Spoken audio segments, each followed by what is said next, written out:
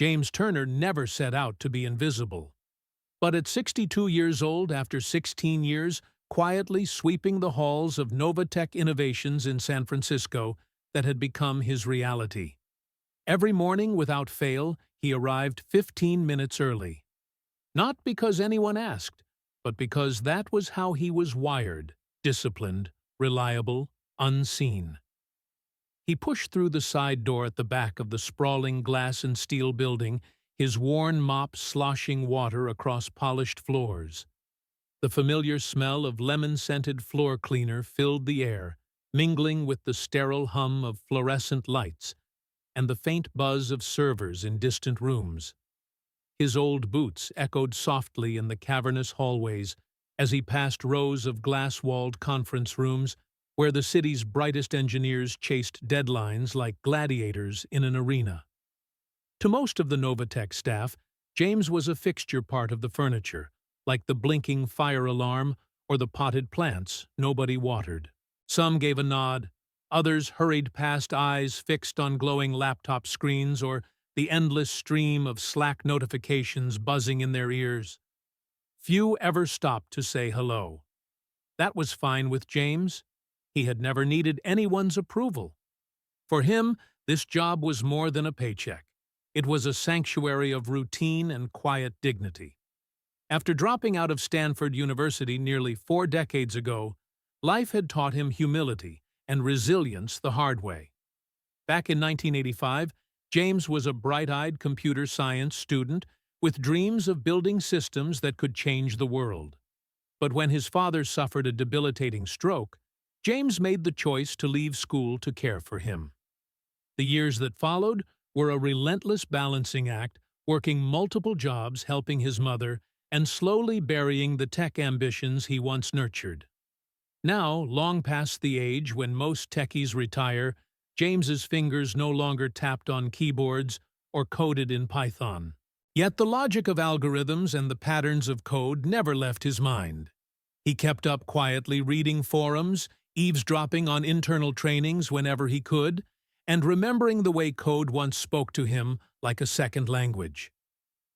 On this Thursday night, April 18th, James's routine began as usual. He parked his aging Toyota Camry behind the loading dock, slipped into his faded gray uniform, and set out with mop and bucket. First floor, second floor, then the executive levels always last when the building was empty, and the bright minds behind NovaTech's revolutionary AI project were long gone. But tonight was different. As James stepped off the elevator onto the 6th floor, his ears caught the tense murmur of voices. He paused in the hallway beside the massive glass-walled conference room where late-night strategy meetings were sometimes held. Inside, 2 men in hoodies huddled by a giant monitor, streams of green code cascading down the screen like digital rain. One was familiar Brian Chang, a senior software architect known for his sharp mind and sharper tongue. The other was younger, wild-eyed with sleeves rolled up and hair in disarray. James didn't know his name, but recognized the telltale signs of exhaustion and frustration. "It's recursive. I told you this legacy module is wrecking everything," the younger man hissed. Brian slammed a fist on the console. 3 weeks, Caleb. 3 weeks of this bug eating our AI alive. Investors breathing down our necks, contracts on the line. If we don't fix it soon, we're toast. James leaned on his mop, watching. The code they argued about was old, ancient by tech standards, dating back before NovaTech's big AI breakthrough. Something from a previous acquisition, a legacy system that should have been retired years ago.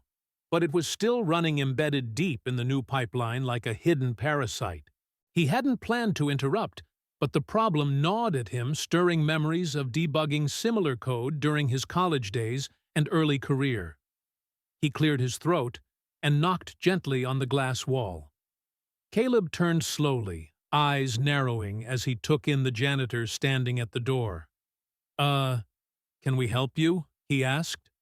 Voice clipped. James gave a polite nod, hand still resting on the mop handle for balance.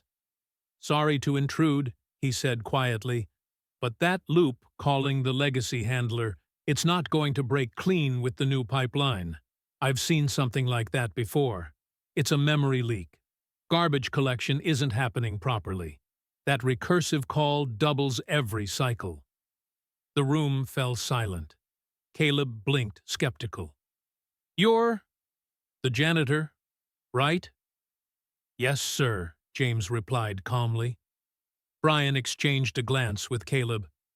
"He's been here longer than anyone," Brian said softly. "Knows more about the systems than some of us engineers." James stepped forward cautiously, pointing to the lines of code on the screen. "That legacy script runs in its own context. The old garbage handlers aren't clearing orphaned objects. That loop's doubling calls every cycle, jamming the thread pool.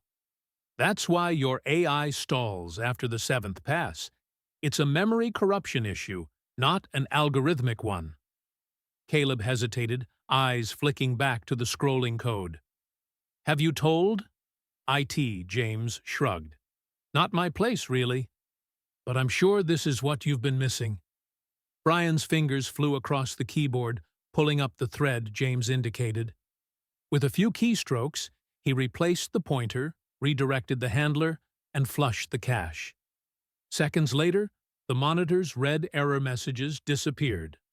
The pipeline processed smoothly clean runs across all modules. The AI was alive again. "What the hell?" Caleb muttered. Brian turned to James, disbelief softening into respect. "How did you even know that?" James smiled faintly. "I read your dev blogs. You guys mix old syntax with new frameworks. Sometimes it's a recipe for trouble." Just guessed. It was a guess that saved $100 million. That night, James Turner's world shifted quietly, almost invisibly. But for the first time in 16 years, the janitor had been seen. News travels fast in tech, even when it sneaks out the back door like a whisper. By Friday morning, James Turner's name was weaving through the halls of NovaTech Innovations, not through official emails or press releases, but in the hushed conversations of night shift engineers and early risers clutching coffee cups. "Did you hear about the janitor who fixed the AI launch bug?" someone asked. "No way. That can't be real. No joke. He literally saved us millions." Most employees barely believed it. To many, the idea that a janitor, a man whose uniform was dust-streaked and whose job was to mop floors, could outsmart a room full of elite software architects sounded like a tall tale. But for those who worked closely with Brian Chang and Caleb Dunn, the story held a kernel of truth they couldn't ignore. James, however, wasn't looking for attention. When junior engineers stopped mid-conversation to stare, as he pushed his mop down the east hallway, he didn't make eye contact or smile. He just kept walking as he always did, working. He didn't crave the spotlight. To him, fixing that bug was just a matter of doing what needed to be done, like patching a leak in a pipe, no matter who was holding the wrench. Still, the ripples were spreading. Late Friday afternoon, as James emptied bins near the executive suites, the elevator chimed open behind him. He didn't look up until he heard his name. Mr. Turner. He turned to see Madison Rowe, the CEO of NovaTech. A woman in her mid-40s, sharp-eyed and commanding Madison, was known for her relentless drive and razor-sharp intellect. Today, she wore a navy blazer and a look that could read a person's thoughts in under 10 seconds. "James," she said, extending her hand. "I heard you helped solve the pipeline failure." James glanced down, then shook her hand cautiously. "I made a suggestion. Brian and Caleb did the real work." Madison smiled, stepping closer. "From what I understand, your suggestion saved us from losing several key contracts and millions in investor funding. We should have met sooner." He swallowed, surprised by her directness. "I don't believe we've officially met either." She nodded, studying him. "Why didn't you speak up sooner?" James hesitated. "I didn't think it was my place." "And what if you hadn't spoken up last night?" He shrugged. maybe it would have taken another few weeks. Or maybe someone else would have caught it. Madison was silent for a long moment. I want to talk to you properly. Do you have 10 minutes now? I'll cover your shift. For once, James didn't refuse. In Madison's glass-walled office, the city's skyline glowing behind her, James felt out of place.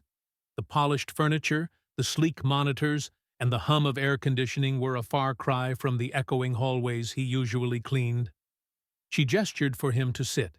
He lowered himself into the chair, careful not to crease the leather with his worn uniform. "Tell me something," Madison began. "Why are you a janitor here?" James took a breath. "I was a computer science student at Stanford. Got pretty far, actually. But my dad had a stroke, and I left school to take care of him. After that, I needed steady work benefits, no gaps. I never planned to stay this long." Madison nodded slowly. "Would you want to come back to tech engineering?" James raised an eyebrow. At 62, she smiled faintly. "I don't care if you're 90. What you did last night wasn't luck. It was expertise." He shook his head. "I appreciate it, but people my age don't get second chances. You'd be surprised what's possible when the right people are watching." But not everyone at NovaTech was ready to watch. That same week, James found the envelope slipped into his locker. Not the usual laminated schedule or safety bulletin, but a thick, heavy paper with the company's gold letterhead. Inside was an official offer, a position as junior systems analyst in the AI development division. Salary nearly tripled, full medical stock options, flexible hours. Junior James muttered, laughing quietly. At 62, being called junior felt like a cruel joke. Still, the numbers on the offer were hard to ignore. His first day in the AI lab was a baptism by fire. The team stared as James entered button-down shirt, replacing the mop uniform, carrying a leather satchel he hadn't touched since his daughter's high school graduation. Some recognized him, others whispered. Bryant gave a small smile. Caleb barely looked up. Meetings flew by in jargon, and acronyms, frameworks James hadn't touched in decades, debates moving faster than he could process. But he watched, listened, and read. At night, he rewrote sample code, digging back into the architecture he once knew. One evening, Bryant caught him still at his desk long after everyone else had gone. "You know, you don't have to prove anything, right?" James looked up. "I'm not proving anything to anyone but myself." Bryant smiled. "Well, if it helps that bug you found." We checked the logs. You were dead right. It wasn't a guess. It was a save. Yet the shadows lurked. Some junior engineers whispered behind his back. One left an anonymous note on the shared whiteboard. "If you want to sweep systems, at least, don't bring them up." James erased it silently. But words written in ink aren't so easy to wipe away. James Turner felt the weight of every gaze the moment he stepped into the AI development lab. The space buzzed with the low hum of servers and the rapid clicks of keyboards, a cathedral for the city's brightest minds. But for James, it was uncharted territory. The young engineers eyed him warily. Some barely masked their skepticism. Others whispered behind their hands. To them, James was the janitor who fixed their billion-dollar AI pipeline by accident, a relic from a past era invading their sleek modern domain. "Hey, James Bryant!" Chang called softly from across the room, waving him over. His warm smile was a rare island of acceptance. "Come sit here." James took the seat at the back beside two glowing monitors and a stack of notebooks. He ran his fingers over the keyboard, an old friend in a strange place. The first team meeting was like stepping into a whirlwind. Jargon flew like bullets, microservices, asynchronous callbacks, container orchestration. Terms. James hadn't touched since the 90s. The pace was dizzying, the shorthand almost like a secret language. He listened more than he spoke, taking meticulous notes, asking questions only when he had to. Late into the nights, He pored over documentation, deciphering new frameworks, rewriting sample code to understand the architecture. Despite Bryant's encouragement, one person remained a shadow looming over James's days: Caleb Dunn. The lead engineer's eyes narrowed whenever James spoke. His tone grew sharper, dismissive. "We're not coding in 1994, Caleb snapped once during a sprint planning session. "Interesting suggestion. I'll run it by someone more up to date." The words stung, but James didn't respond. Instead, he tucked them away like a lesson learned. The lab was a battlefield for him now, not just against code, but against prejudice and ageism. On another day, James submitted a patch to improve error handling in one of the AI's core data pipelines. It was simple, clean, tested thoroughly in the sandbox. Yet Caleb's review was swift and cold. Not standard protocol, the rejection read. No explanation, no feedback. That night, James sat alone near the loading dock, sipping lukewarm coffee. The city lights blurred through the window behind him. Sienna, a young QA engineer, found him there and sat beside him. "Don't let him get to you," she said quietly. "Some people just can't handle humility." James smiled faintly. "I've been mopping around men like him for years. Their tone changes, but the attitude never does." Inside, the battle was intensifying. Caleb scrutinized James's every commit, flagging minor issues, rejecting suggestions without cause. HR sent vague emails requesting clarifications on project ownership. It was subtle, but the message was clear. James didn't belong. One morning, James found a sticky note on his desk: "Know your lane." No name, no signature. He stared at it long before folding it neatly and placing it in the scholarship folder he now kept locked in his drawer. A reminder that respect was earned, but never freely given. Despite the hostility, James held onto Madison Rowe's words. "You'd be surprised what's possible when the right people are watching." And Madison was watching. At the next company town hall, Madison stepped onto the stage without her usual blazer, dressed casually in jeans and a sweater.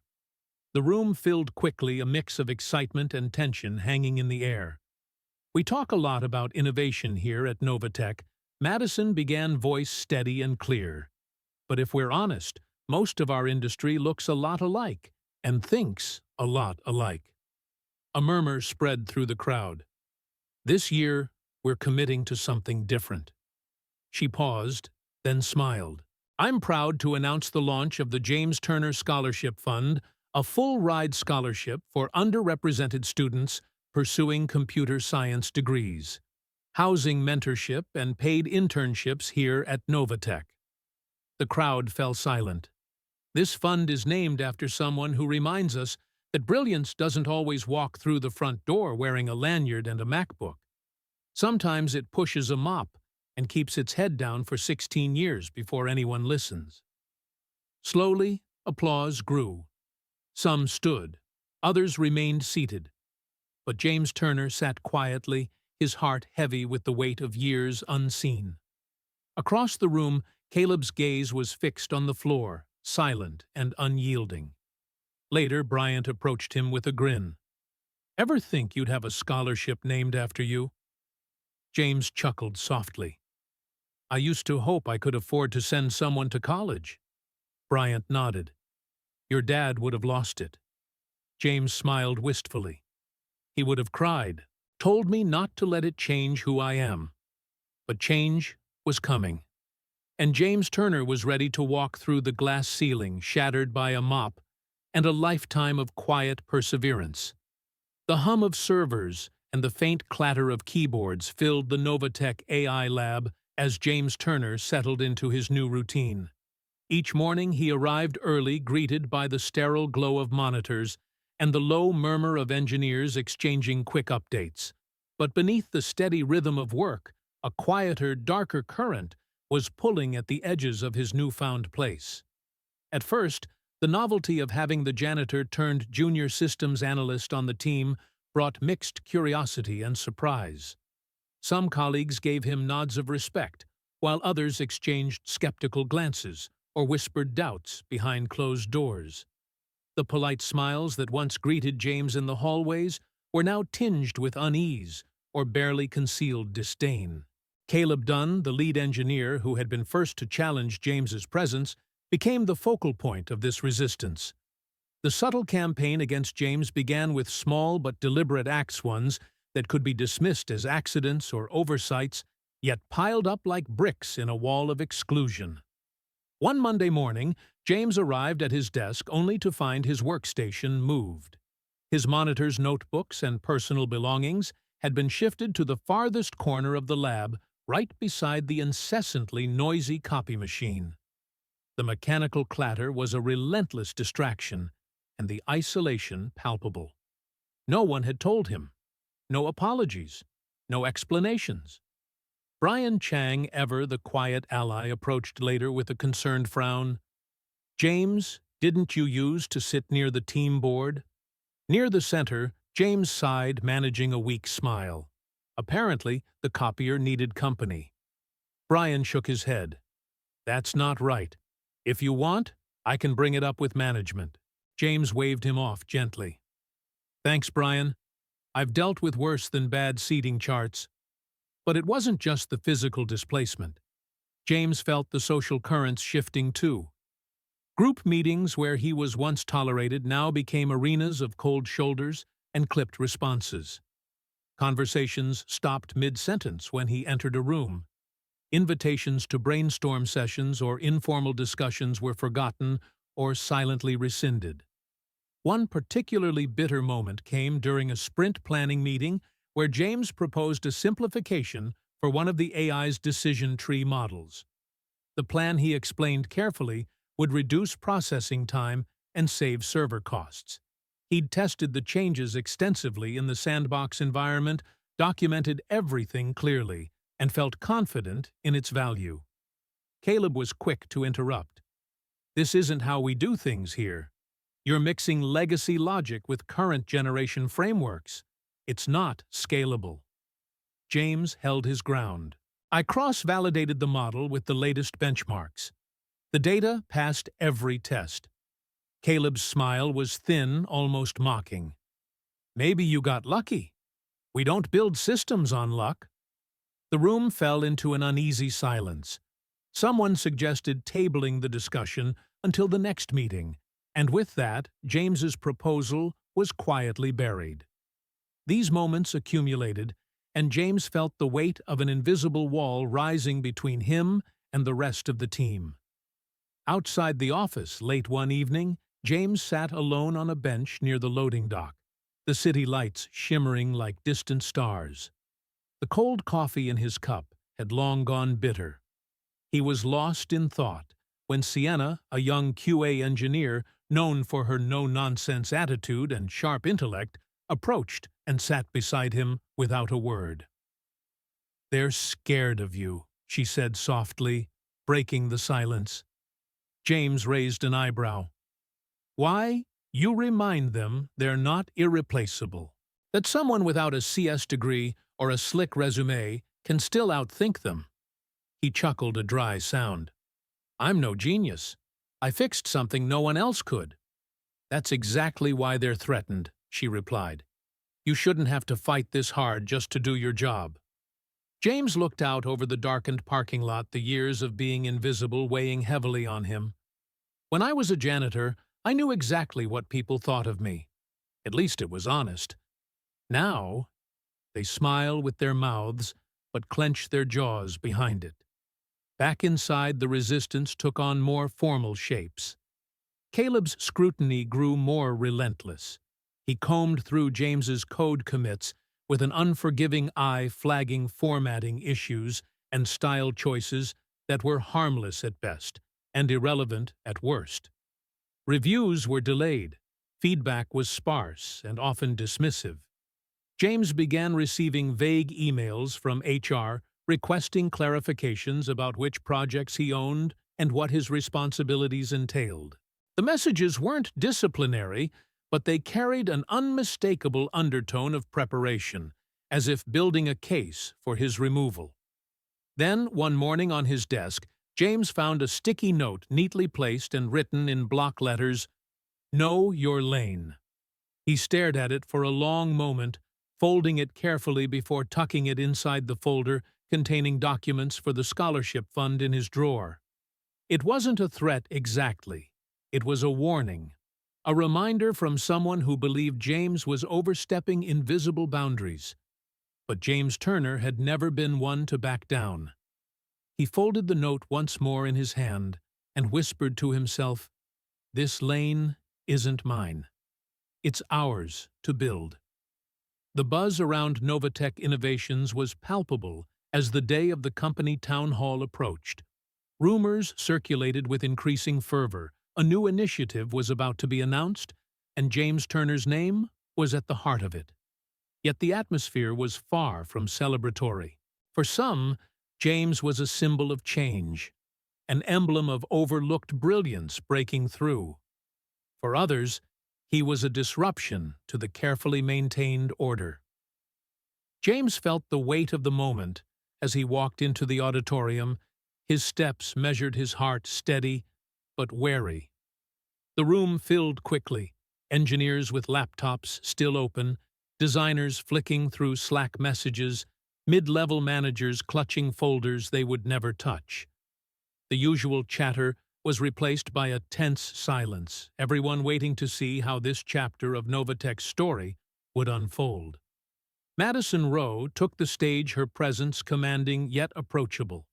She greeted the crowd warmly, thanking them for their dedication, then paused before delivering words that cut through the room like a beacon. "We talk a lot about innovation here at NovaTech," she began, voice steady. "Breaking barriers, building smarter systems, finding better solutions. But if we're honest, most of our industry looks a lot alike and thinks a lot alike." A murmur rippled through the crowd. "This year, we're committing to something different." She smiled, eyes sweeping the audience. "I'm proud to announce the launch of the James Turner Scholarship Fund, a full-ride scholarship for underrepresented students pursuing computer science degrees. Housing mentorship and paid summer internships here at NovaTech." The room fell into a hush. This fund is named after someone who reminds us that brilliance doesn't always walk through the front door wearing a lanyard and a MacBook. Sometimes it pushes a mop and keeps its head down for 16 years before anyone listens. Slowly, applause began. Some stood, others remained seated, but the momentum built until the entire auditorium was clapping. James sat quietly absorbing the moment with a mix of pride and humility. Across the room, Caleb's eyes were fixed on the floor, his expression unreadable. Later, Bryant approached James with a wide grin.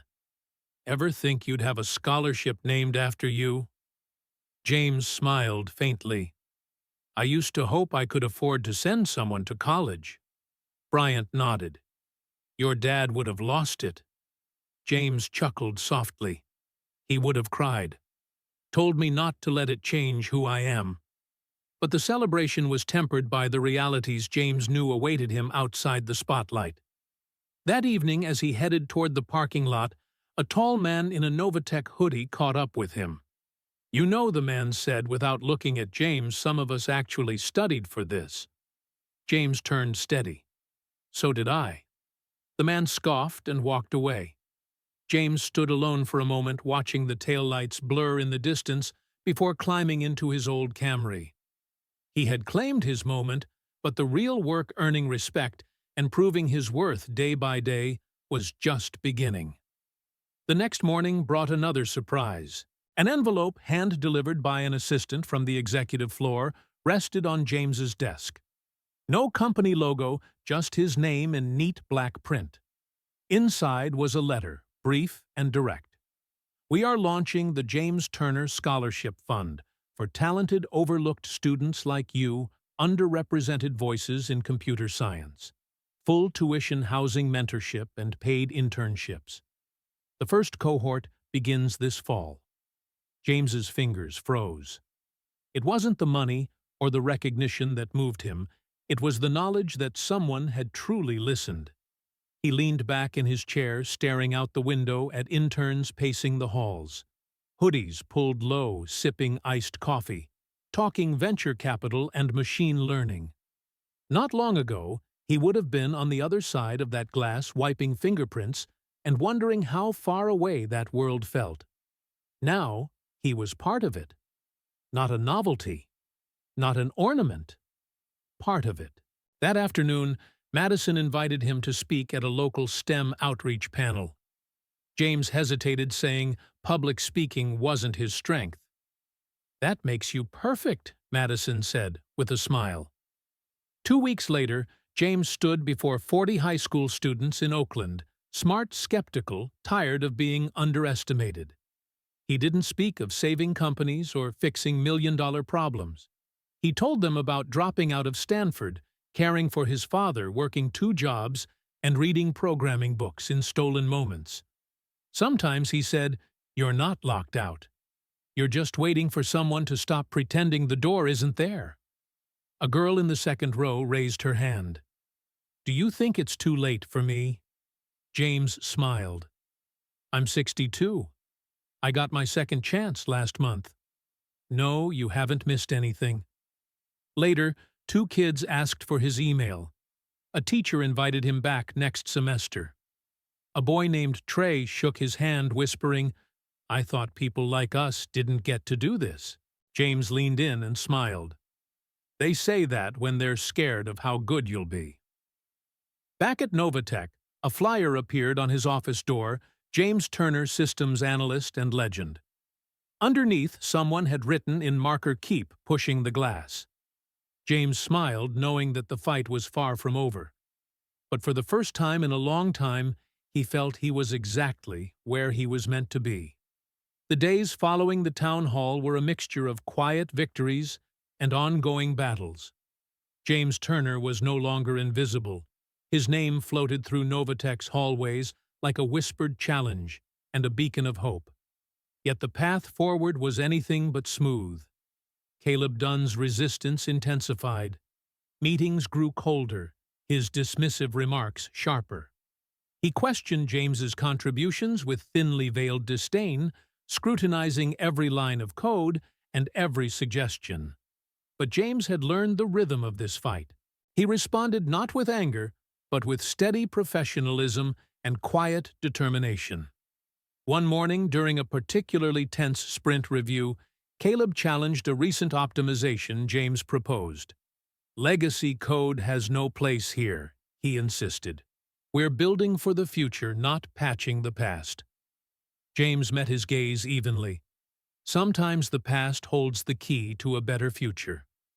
The room fell silent, the weight of unspoken truths hanging heavy. But the tide was turning. Other engineers, once skeptical, began seeking James's input. Interns gravitated toward him, hungry for his stories and wisdom. Bryant's quiet support never wavered, and even Sienna's encouragement became a steady current of strength. One afternoon, Madison stopped by James's desk, a warm smile on her face. "How are you holding up?" James shrugged. "Better than I thought I would." She nodded. "You've changed this place, not just with your code, but with your presence. People are watching and learning." The James Turner Scholarship Fund was no longer just a promise, it was a thriving program. Students from underrepresented backgrounds arrived on campus with bright eyes and open hearts, eager to prove themselves and build futures. James took every opportunity to mentor, to guide, to remind them that brilliance often arrives in unexpected forms. At a local community center, standing before a new group of eager young minds, James shared the story of his life, the struggles, the setbacks, the unexpected second chances. "People will underestimate you," he told them, "for your age, your job, your silence. But what they can't erase is what you do when no one expects you to speak." He paused, letting the words settle. "This is your road to build. Walk it with pride." Back at NovaTech, a flyer taped to James's office door caught many eyes, James Turner systems analyst, mentor legend. And beneath a simple message, keep pushing the glass. James smiled, knowing that while the road ahead was still long, he had built a path not just for himself, but for those who would come after. Because brilliance doesn't always wear a badge. Sometimes it just needs someone to open the door.